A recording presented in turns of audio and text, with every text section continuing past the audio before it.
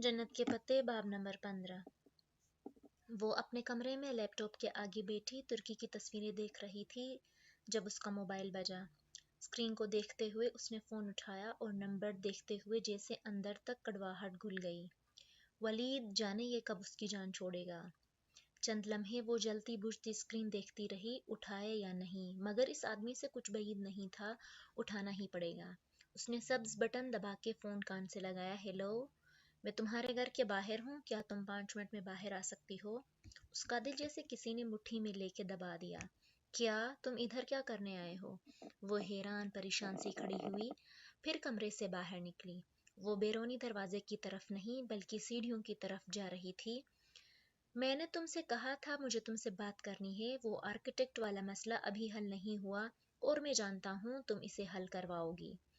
मैं उस दिन पिज़्ज़ा हट में वेट करता रहा मगर तुम नहीं आई, और अब मेरा ख्याल है कि वो वक्त आ गया है जब तुम्हें मेरी बात को संजीदगी से सुनना चाहिए। और मैंने तुम्हें कहा था कि मैं नहीं आऊंगी। तुम मुझे क्या समझते हो? तुम्हारा ख्याल है कि मैं तुम्हारी इन गीदड़ बगियों से डर जाऊंगी?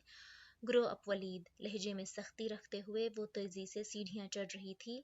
उसने टेरेस का दरवाज़ा खोला और तेजी से बाहर आई।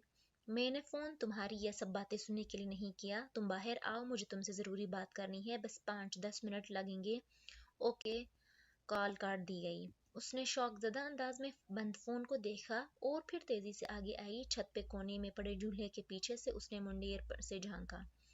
बाहर रात स्याह थी, कहीं कहीं टेरेस पोल जल रहे थे। घर के गेट से जरा दूर वलीद की सियाह अकार्ड खड़ी थी। वो ड्राइविंग सीट पे बैठा स्टीयरिंग व्हील पे हाथ रखे मुंतजिर सा उनकी गेट की तरफ देख रहा था।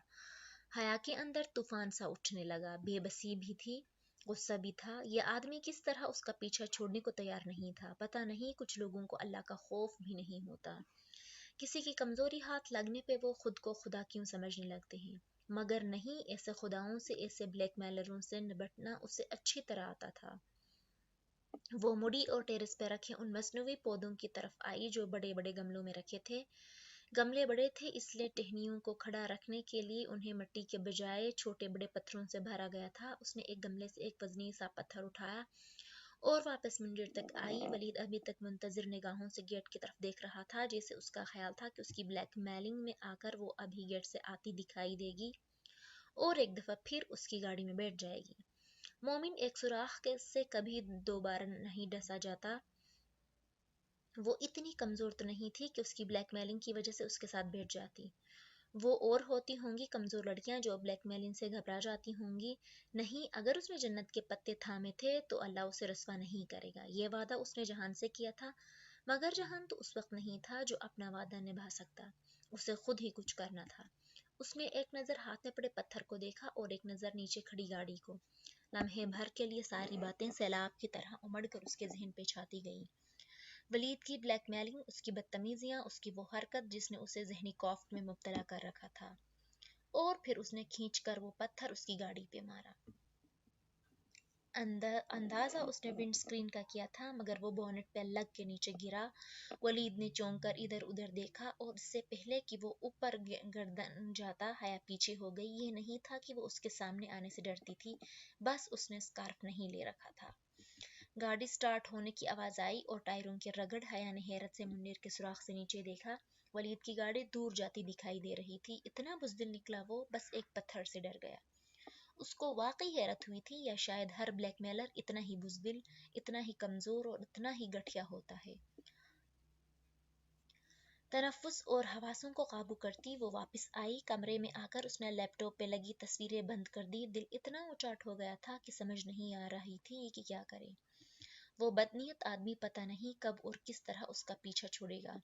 क्या सारी जिंदगी वो यही करता रहेगा? वो कब तक उसको पत्थर मार कर बुकझुक करके उसे अपने से दूर रखेगी? किसी दिन अगर वो वाकई उसके घर पहुंच गया और वो सीडी अब्बाया किसी को दिखा दी तो फिर नताइज क्या निकलेंगे? वो अपनी इज्जत खो देगी, मकाम खो देगी, वलीद के हाथ से मिलने वाली सीडी सब खराब कर देगी। इरम और वलीद, उन दोनों को अल्लाह का कोई खौफ नहीं था। वो बेदिली से बेड पे आगे बैठ गई। سمجھ نہیں آ رہی تھی کیا کرے۔ باہر لاؤنج میں اماں اور پھپھو کے ساتھ بیٹھنے کا بھی دل نہیں کر رہا تھا۔ پھپھو تو ویسے بھی ان 2 دنوں میں سب کے سوالوں کے ہی جواب دے رہی تھی۔ جہان نے کب کیا اور کیسے جو کچھ کیا اسے ان چیزوں سے دلچسپی نہیں تھی، وہ تو اپنی طرف سے بم پھوڑ کر فارغ ہو چکی تھی۔ آگے پھپھو جانے اور ان کا بیٹا۔ جب دل زیادہ اداس ہوا تو وہ وضو کر کے آئی اور قرآن کھول کر بیڈ پہ بیٹھ گئی۔ ہاں، اس نے جہان سے وعدہ کیا تھا کہ وہ روز قرآن پڑھے گی، مگر ابھی تک نہیں پڑھ سکی تھی۔ اب وہ پڑھا کرے گی، مگر کہاں سے شروع کرے؟ بہرحال اس نے سورہ نور نکالی۔ یہ وہ سورت تھی جس نے ہر چیز شروع کی تھی، جس نے اسے ایک اور دنیا میں پہنچایا تھا۔ اب اسے ایک دفعہ پھر یہ پڑھنی تھی۔ ہاں، عائشہ کہتی تھی قرآن میں ہر چیز کا جواب ہوتا ہے، ہر دکھ کا مداوع، ہر پریشانی کی تسلی، ہر فکر کا حل۔ وہ سورہ نور پڑھنے لگی۔ آہستہ آہستہ دل پہ چھاتی تنگی قرآن پہ لکھے سیاہ حروف سے کم ہونے لگی۔ سیاہ حرف اس کا موتی سیاہ جو رومال میں رکھا تھا اور 7 کنکر بھی۔ اس کے دل میں دوسرے خیال آنے لگے۔ اس نے سر جھٹکا اور آیت پر توجہ دی۔ وہ لوگ جو تم میں سے ایمان والے ہیں اور انہوں نے اچھے کام کیے ہیں، اللہ نے ان سے وعدہ کیا ہے کہ ان کو وہ ضرور زمین میں جانشین مقرر کرے گا، جیسا کہ ان سے پہلوں کو مقرر کیا، اور ان کے لیے جس دین کو پسند کیا اسے ضرور مستحکم کرے گا، اور ان کے خوف ضرور امن میں بدلے گا۔